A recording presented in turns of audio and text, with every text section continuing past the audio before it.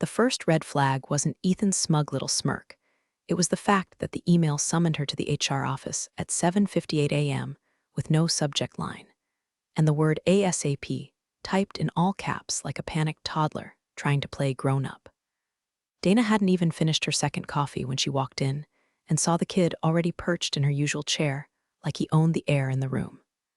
Ethan Langford, all 28 years of entitlement squeezed into a slim-fit blazer and overpriced haircut, didn't even look up when she entered. Just tapped a pen against his teeth like he was waiting for Postmates, not about to gut the heart of the company. "Dana," he said, drawing out the like it offended him, "thanks for coming in early. We'll keep this brief." HR rep sits tight in the corner like a hostage. No eye contact. That's when Dana knew. She didn't need the speech. Of course, Ethan gave it anyway. After reviewing departmental efficiencies, he began, using a phrase he definitely read off LinkedIn that morning. "We've concluded your role has become non-essential. We're streamlining legacy costs and bringing in fresh perspectives. Effective immediately, you're relieved of your duties." He actually smiled, like he just solved world hunger by axing the woman who kept this entire logistics operation from collapsing into flaming chaos. Dana didn't flinch. No begging, no angry monologue. She just adjusted her blazer, slid the company-issued laptop across the table like she was handing him a dead goldfish, and stood. "Streamline this," she muttered, inaudible just for her, and walked out with more grace than he'd ever earn. It's funny. You work somewhere for 15 years, bleed into the cracks of its foundation, clean up its messes, save its ass during every merger panic. One kid with a business degree and daddy's password can erase you before 9 a.m. And hey, before I forget, if you've ever been kicked in the teeth by some Ethan in your life and kept walking, help me hit my first ever 10,000 subscribers. You'd be surprised what kind of revenge we can cook up with just a story and a little support. Back in her office, well, former office, Dana grabbed her box of things. Photos of her dogs, framed quote from her mother, "Don't get even, get everything," and a flash drive taped under the drawer with a label that just read, Clause 12C. She didn't cry, didn't cuss. Just walked out through the same glass doors she'd opened every morning for a decade and a half. But this time, she didn't badge out. She paused, smiled at the receptionist, and said, "Don't bother disabling my login just yet." The kid thought he'd cut the head off a relic, didn't know he'd just unplugged the power source. The box was still warm from the car ride home, rattling softly as Dana set it down in her dining room, right next to the half-dead orchid and the unopened bottle of Merlot she'd been saving for a win. This wasn't the win she had in mind, but it would do. She didn't go for the wine, not yet. Instead, she crossed the living room to a tall, nondescript cabinet no one but her had ever opened. She slid the panel to the side, keyed in a 6-digit code that hadn't changed in 15 years, and waited for the mechanical click. The drawer inside groaned open like it hadn't been touched in a decade, which was only partially true. The documents inside were pristine, archived like sacred scrolls. She flipped past old W-2s, 2 performance reviews from a VP that cried when he got laid off, and a sealed envelope labeled Langford Original. Inside was the contract. Back when this company was one bad quarter away from bankruptcy, Dana hadn't just stepped up, she rebuilt half their back-end operations from scratch. Wrote the automation logic for their freight routing system in her own damn living room while eating cold Chinese takeout and dodging creditors. She hadn't asked for bonus. She'd asked for something smarter. And Ethan's father, Harold Langford, the real CEO, not the sperm donor in a suit she'd met this morning, smart enough to give it to her. Clause 12C. It didn't look like much on paper. 3 paragraphs buried between arbitration procedures and standard non-disclosures. But Dana remembered every word. IP rights to any custom software she authored on her own equipment. A 2.5% equity stake if the company hit a certain revenue threshold, which it had 3 years ago, with no payout. The kicker, all executive restructuring decisions must be approved by her signature if she was employed at the time and if her systems were still in use. Check and check. She didn't rage, she didn't pace. She just pulled out her phone, opened the scanner app, and got to work. Scan, save, encrypt. 1 copy to her personal inbox. 1 to her employment attorney, who'd helped her write the damn clause. And 1 to Janice Morrow, board member since year 7, once told Dana over crab cakes, "If the boys ever turn on you, send me proof, and I'll handle the knives." By the time the attachments hit her sent folder, Dana was already drafting a bullet-point summary of current systems running on Langston Freight Protocol, her original codebase. It was still in use. She knew that without checking. They'd only just renamed it Ethan Ops a year ago, like that could erase her fingerprints from the code. She closed the cabinet, locked it again, and took the Merlot from the table. Poured herself half a glass. She didn't toast. She calculated. Tomorrow wouldn't be about proving Ethan wrong. It'd be about making the entire board remember why she was never someone you could just streamline. Harold Langford returned to the office on a dreary Tuesday with a stitched-up gut, a short fuse, the creeping realization that leaving his son in charge for even a week was like handing a toddler a chainsaw and hoping for lawn art. His assistant, Rhonda, stone-faced, 65 and terrifying, met him at the elevator with a stack of papers and a post-it note that simply said, "You'll want coffee first." The moment he stepped into his office, he saw it. Dana's scanned contract printed in triplicate, neatly clipped and placed dead center on his mahogany desk like a legal landmine. His heart sank before he even read the header. Clause 12C was circled in red. There was a brief flicker of hope. Maybe it was a misunderstanding. Maybe she was just making noise, trying to leverage sympathy on her way out. But then he saw the signature at the bottom. His signature, notarized.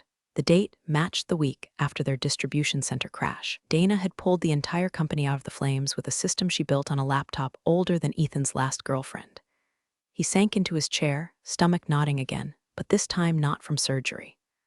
"Rhonda," he said. She poked her head in. "Already texted him. He's coming." Harold didn't say thank you. He just rubbed his temples and stared at the clause again, reading it like it was a death sentence he'd written himself. And maybe it was. A knock. Ethan breezed in, all swagger and Spotify confidence. "Welcome back, old man. Glad to see you survived." Harold didn't look up. "Did you fire Dana Langston?" "Yeah, don't worry, totally legit." HR signed off, her role's ancient, and frankly, she was kinda dead weight. Ethan plopped into the guest chair, leg bouncing. "You're always saying we need to cut costs." "Well, I cut." Harold looked up slowly, eyes narrowing.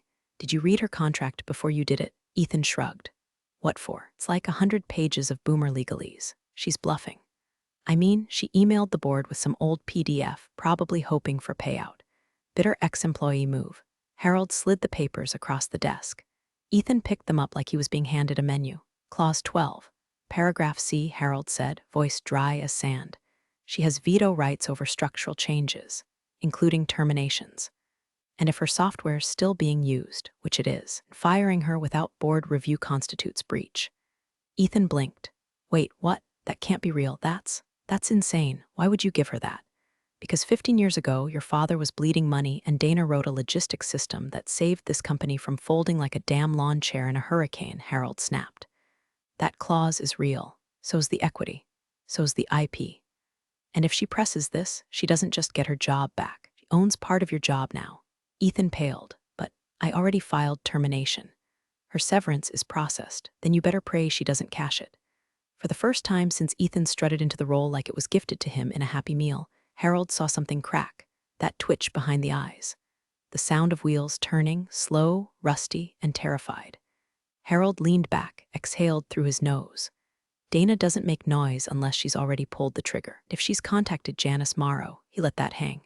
They both knew Janice didn't play. The silence that followed was thick. Ethan stood, fists clenching and unclenching, the reality finally dripping through the holes in his designer armor. Harold tapped the contract. "You didn't fire an employee, Ethan. You declared war on the wrong goddamn general." It started small. The kind of hiccups nobody notices until they stack like dirty dishes in a bachelor's sink. On Wednesday, freight order to Milwaukee didn't show. The client called twice, furious by the third ring. Thursday, 2 invoices went missing in the system, just vanished like they'd never existed. Friday, the West Hub routed a shipment of car batteries to Vermont instead of Virginia, costing the company $6,000 in rush corrections and an apology email that read like it had been written by a sleep-deprived intern with a concussion. Each incident, on its own, manageable. But together were the exact kind of paper cuts Dana had spent 15 years cauterizing before anyone felt a sting. Now, they bled freely. Meanwhile, the office buzzed with that sick little energy that comes when a storm's coming and you don't know who packed an umbrella. Dana's name wasn't spoken loudly, but it was everywhere. In the break room. In Slack threads disguised as memes. in whispers over frozen lean cuisines and passive-aggressive post-its. Did you see the clause? Someone murmured by the printer. She had IP rights or something, right? That's like serious. I heard she emailed the board before she even left the parking lot. Wait, Ethan fired her. That little golem, my cousin's in legal, said it might breach contract. Like breach. Janice Morrow didn't respond to gossip. She didn't have to. The mere fact that she hadn't publicly defended Ethan said enough. People noticed. People always noticed when Janice went quiet, like the forest right before a cougar jumps. And then came the kicker. It was Jamie, junior dev turned systems analyst. Soft-spoken, smarter than he let on, and terrified of confrontation. He'd been tasked with reviewing internal code dependencies before their next warehouse software update. 2 hours into the audit, he found it. A line of code inside their automated load balancing script, / adapted from original LFP Langston protocol. Copyright, Langston? He stared at it for a solid minute. Then searched the dev logs. She hadn't just written the original structure, her protocols were the structure. Repackaged, renamed, sure, but the skeleton? The DNA of that beast humming in their logistics chain, all hers. Jamie did what any smart junior did in a corporate horror movie. He quietly screenshotted everything, zipped it in a folder labeled just in case, slipped the printout onto his manager's desk with a sticky note that said, "Think we owe Dana royalties." That sticky note made it 3 desks over by lunch. HR saw it by 3 p.m., legal by 5. By Monday, Harold's inbox had 15 different threads with the subject line, "Urgent, Langston IP rights." Dana never said a word, never tweeted, never posted some vague God closes doors status on LinkedIn. She didn't have to. Absence was its own form of presence. Like a missing beam in a house you thought was sound until the roof sagged. No tantrums, no threats, just quiet chaos. And somewhere, behind all those flickering monitors and stressed-out middle managers praying Ethan didn't call another town hall, one truth became colder than fact. Dana Langston wasn't just a former employee. She was now a loaded gun the company had tossed onto the boardroom table and dared not pick up. Subject line, Notice of Contract Breach Clause 12C IP Ownership Review sent at 6:02 a.m. Just as the building lights flickered on and half the C-suite still had pillow creases on their cheeks. Dana's timing was always surgical. The email was short. 5 paragraphs. 0 fluff. No angry language. No frothing demands. Just precision. Dear board members, on termination date, I was informed, without prior board consultation or approval, that my role had been eliminated. As outlined in my employment contract, Clause 12C, such restructuring actions are subject to approval due to active deployment of Langston Freight Protocol, LFP, architecture, and associated IP. This termination occurred while said systems remained in core operational use and without formal consent. For your reference, I've attached documentation of IP contributions, active code fragments still in live deployment, and a signed copy of the original agreement. While I trust this was an administrative oversight, the legal implications of breach and royalty delinquency compel clarification. I remain available for resolution discussions. Attachments: Langston Original Contract PDF, LFP IP Overview PDF, Freight Ops Code, Excerpt D. Langston DocX. She CC'd no one from HR. No one from Ethan's team, just the board. Then she stood up from her kitchen table, poured herself the last of the Merlot, and started making her avocado toast like it was any other day. Because for Dana, it was. This was routine. This was what happened when someone mistook silence for surrender. By 8:00 a.m., the replies began. The first was from Marta Dewey, compliance watchdog and notorious hawk. 4 words, "When are you available?" The second, from Janice Morrow, "We need to talk. Soon." At 8:37 a.m., someone blind copied her an internal thread titled, "Urgent Review, Termination Protocols plus Royalty Risk Exposure." Dana didn't reply. She didn't have to. She knew what would happen next. She counted on it. At 9:10 a.m., a quiet panic swept through the top floor. Boardroom doors closed early. Schedules cleared. Someone canceled Ethan's 10 a.m. vision for the future webinar without telling him. Harold Langford walked in with a manila folder and a look that said, "I'm about to eat my own mistakes." Legal had already started pulling documentation, reviewing every signature Ethan had scrawled since Dana walked out. NDA updates, vendor renewals, a new partnership with a supply chain analytics firm built on software still running Langston's code. And that's when they saw it. Not only had Dana been fired without board consent, Ethan had greenlit a system overhaul that quietly duplicated her original framework without compensation or attribution. The term willful infringement began floating between inboxes. So did malicious restructuring. One attorney even wrote the phrase, "She's not just owed back pay, she may be owed equity corrections retroactively."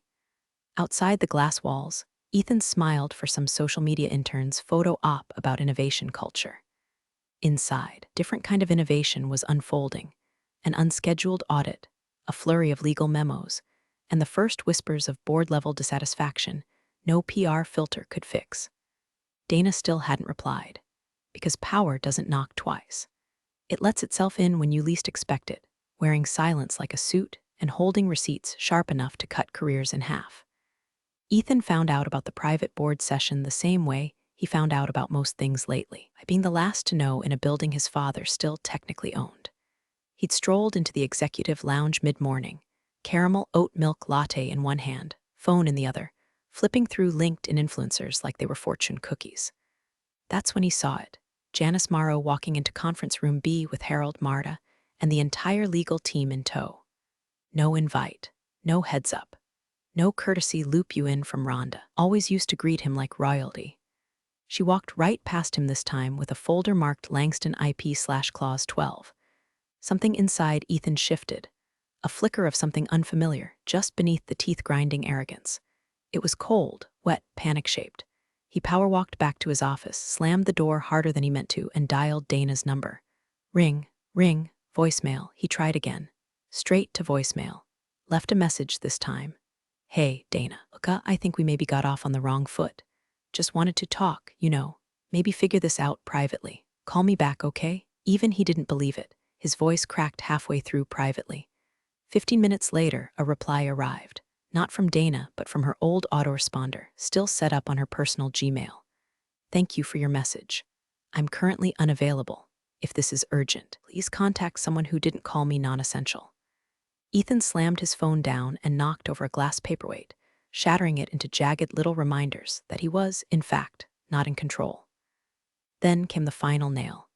He stormed down to DevOps, breathing like a cartoon bull, demanding Jamie, the junior analyst who'd uncovered the code tags, to show me the damn system logs. Jamie, mid-diet soda and visibly shaking, opened a terminal and pulled up the live ops script. Ethan stared at line after line of code, not really understanding what he was seeing, until Jamie highlighted a tag, copyright D. Langston LFP Core Logic v2.4 do not modify without legal clearance, and below that, use of this software without licensing agreement constitutes breach of IP ownership terms. It was baked in. Not just one tag, hundreds. Watermarked metadata, nested code, version logs, all of it traceable. Dana hadn't just built the system. She'd branded it like cattle. Quiet, legal, unforgiving. What if we rewrote the code? Ethan asked, lips twitching. I mean, just reformat it, strip her tags, quick fix. Jamie blinked, frozen mid-keystroke. Sir, that's fraud. Who said anything about fraud? I'm just saying we modernize, okay? Get creative. Maybe with a bonus. Ethan tossed out the word like he'd seen it in a movie where bribes worked. Jamie's silence was louder than any whistle. By 4 p.m., Jamie had emailed HR, CC'd legal, and attached a transcript of Ethan's modernization idea, with one simple line at the top. This made me uncomfortable. Please advise. It didn't take long for that to reach Janice, or Harold, or the board session Ethan still hadn't been invited to. By 5:15 p.m., Ethan's keycard had been quietly downgraded. Not revoked, just adjusted. He didn't notice yet, but he would. Because desperation smells like fear. And fear, when it starts to rot, draws attention. The kind that eats empires. Harold didn't knock. He stood outside Dana's front door longer than any self-respecting CEO should, holding a manila folder like it was a hostage ransom. Dressed not in the crisp suit he wore to battle investors, but in slacks and a windbreaker, like a man who knew this wasn't business anymore, it was cleanup. Dana opened the door slow. No smile, no welcome, just that surgical stillness she wore like armor. 5 minutes, Harold said, then I'll go. She let him in without a word. The house was the same as he remembered. Clean lines, muted tones, nothing flashy. Except the dining table, spread with neatly stacked legal docs, case studies, framed photo of her and her dogs at a beach, and a yellow legal pad covered in handwritten bullet points that looked less like notes and more like a war map. She didn't offer coffee. He didn't ask. I was wrong, Harold started, eyes low. I never should have let him near that seat. I thought giving him a taste would scare him straight. Humble him. I didn't think he'd gut the company, Dana finished, voice flat. Destroy the one person who kept it from collapsing 10 times over. Added, yeah, that too. Silence. Dana didn't blink, didn't sigh, just reached down and slid a folder across the table. Reinstatement offer, she said. Effective immediately. Back pay for 6 months. Retroactive equity adjustment to reflect the performance milestones hit using my IP. And a 2-year licensing contract for all current and derivative systems under my terms. Harold didn't open it. He just stared at it like it was a loaded pistol. If you don't sign it, Dana continued, I'll walk into Carrington Freight's office tomorrow at 9 a.m. I've already had coffee with their CTO. He knows what I built, knows what I still own, and he's very interested in acquiring licensing rights. Especially now that we both know your board is legally exposed. You'd burn it all? Harold asked, voice soft, almost pleading. She tilted her head. No, I'd simply charge what it's worth. It hit him then. Dana hadn't come for revenge. She'd come for balance, for order, for respect. And she'd built her case brick by brick with the same precision she used to rewire his freight network during the 08 collapse. You don't want the roll back, he asked, cautious. No, she said, not like it was. But I'll take something better, something cleaner. He nodded, hands trembling slightly as he reached for pen. I'll handle Ethan, Harold said, almost to himself. He's still my son. But Dana held up a hand. Calm, icy, no, let him face the board first. She leaned back, expression unreadable. Let him learn what it feels like to be declared non-essential by people who actually read the paperwork. Harold looked up, eyes tired. You always said you didn't believe in revenge, he said. Dana smiled for the first time. I don't, she said. I believe in consequences. Ethan strutted into the boardroom like it was a TED talk he hadn't rehearsed for, but felt confident he could wing. He wore his trademark half-smirk and a blazer tight enough to signal thought leader, eyes flicking from face to face, looking for a smile. None came. The room was quiet, not tense, not angry, just still, like the space between lightning and thunder. And then he saw her. Dana sat at the far end of the table, calm, unmoved, closed folder in front of her, fingers laced like a courtroom witness who already knew the verdict. She didn't look at him, didn't flinch. Ethan's smirk faltered. He adjusted his collar and cleared his throat. Morning, everyone. Excited to share some updates, no need, Janice cut in without looking up from the folder in her lap. We've already had a very enlightening morning. Ethan blinked. Sorry, Marta, seated beside her, lifted a page. Read aloud. Clause 12C. No structural or leadership changes, including termination or reassignment, shall be executed without written consent of Miss Langston if company operations are utilizing intellectual property authored or designed by her during active employment. She paused. Which they were, which they are. Next, the board's legal counsel spoke. Per discovery, for 70% of current freight system operations, utilize proprietary code structures built off the Langston Protocol. Attempts to alter this code would require 6 months and full relicensing clearance. Dana still said nothing. Harold sat at the head of the table, eyes forward, hands folded, not defending, not condemning, just watching. Ethan laughed, dry, unconvincing. Okay, but look, we're all on the same team here. Dana, you could have just talked to me. Didn't need to drag the whole board into. Dana finally moved, slowly, calmly. She opened her folder, slid a flash drive across the polished wood. Press play, she said. Her voice was quiet but razor sharp. Marta inserted the drive. The screen behind them flickered on. Footage played, a clean, high-speed walkthrough of the company's freight automation dashboard, real-time routing, load balance projections, predictive delays. Every feature humming like a goddamn Tesla engine. At the bottom right corner, barely visible but permanent, was the watermark. Powered by D. Langston IP Holdings. A long silence. The kind that makes careers die. Then the CFO spoke. 3 vendors have already reached out. One is preparing legal action over failure to disclose IP rights in system contracts. If we don't resolve this, we're staring down breach litigation, royalty payouts, and license restructuring at scale. Ethan's jaw twitched. Okay, so what? You're siding with her over me? No, Janice said. We're siding with the company over the liability. Then she turned to Dana. Miss Langston, have your terms changed? Dana nodded once, only in delivery speed. Harold cleared his throat. We've reviewed and approved her reinstatement, pending board sign-off. Effective immediately, she will resume under her new title, Executive Director of Systems Integrity, with independent oversight privileges. The vote passed. Unanimous, but Dana didn't reach for the contract. Instead, she stood, adjusted her blazer. "I appreciate the offer," she said, "but I won't be returning." A ripple of surprise. She met Harold's eyes. "I already took another meeting. Carrington Freight. They made me an offer I'd be a fool to refuse. Full licensing autonomy. No Langfords involved." Ethan opened his mouth to speak. Dana cut him off with a glance that hit harder than any scream. Then she gathered her folder, turned to the door, and paused. "To whoever replaces me," she said, not looking back, "start by changing the system passwords. I don't trust what's still in his inbox." And with that, she left, calm, complete, untouchable. Ethan slumped into a chair, sweat creeping through his designer collar, as the board began quietly discussing interim leadership. No one asked his opinion. They never would again. Big thanks, you legends of the old office days. Subscribe to keep the switch-flicking chaos alive. Your ex-boss is shaking in their loafers.